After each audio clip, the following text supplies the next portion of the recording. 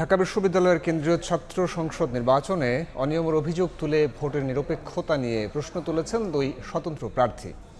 সকালে মধুর ক্যান্টিনের সংবাদ সম্মেলন করে স্বতন্ত্র প্যানেলের কেন্দ্রীয় সদস্য পদপ্রার্থী মোহাম্মদ সজীব হোসেন নিজের দেয়া ভোটের হিসাব পাচ্ছেন না বলে অভিযোগ তোলেন। বলেন, তার দেয়া জিএস প্রার্থী ওই কেন্দ্রে কোনো ভোট পাননি, বাতিল হয়ে থাকলে তার কারণও জানায়নি।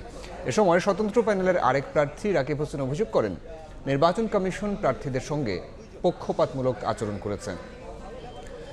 ভোট কেন্দ্রের 100 মিটারের মধ্যে অনেক প্রার্থী ভোটার স্লিপ প্রদান করেছে, যা আচরণবিধির লঙ্ঘন।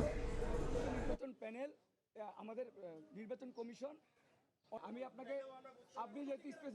ডক্টর মোহাম্মদ শহীদুল আলমের যে কেন্দ্র কার্জন হল, সেখানে ভোট দিয়ে যায় এবং সেখানে আমি ভোট দেওয়ার পর আমি যখন রাত্রেবেলা রেজাল্ট শুনি, তখন হচ্ছে আমি যেই জিএসকে ভোট দিয়েছি সেখানে সেই জিএসের ভোট আসছে 0।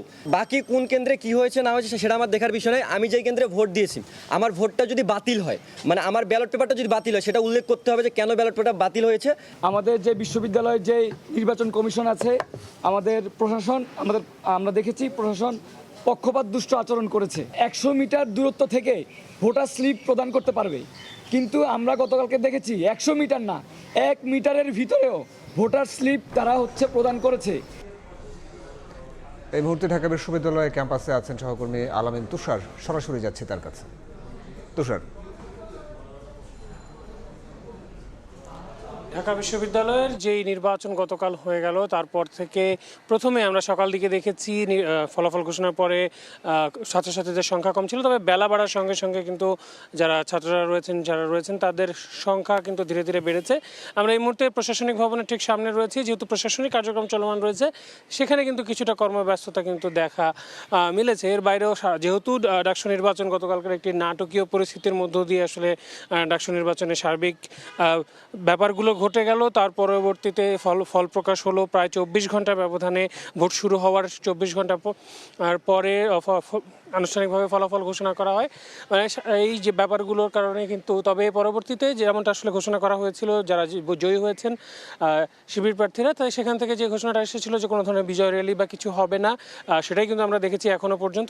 তবে বিকেল নাগাদ তারা কোনো ধরনের ছোটোখাটো কর্মসূচি বা গণমাধ্যম কর্মীদের সঙ্গে কথাবার্তায় এই ব্যাপারগুলো কিন্তু তারা বলবে, এরকম কিন্তু আমরা জানতে পেরেছি। তবে এখনো পর্যন্ত আমার ঠিক উল্টো পাশে কিন্তু হলপাড়া, সেখানেও কিন্তু আমরা কোনো ধরনের এর আগের ডাকসু নির্বাচনগুলোতে আমরা যেমনটা দেখেছি যে উত্তেজনা বিরাজ করে, নির্বাচনে ফল প্রকাশ করার পরে যেই উচ্ছ্বাস বিরাজ করে, সে তেমন কিছু কিন্তু আমাদের ওভাবে চোখে পড়েনি।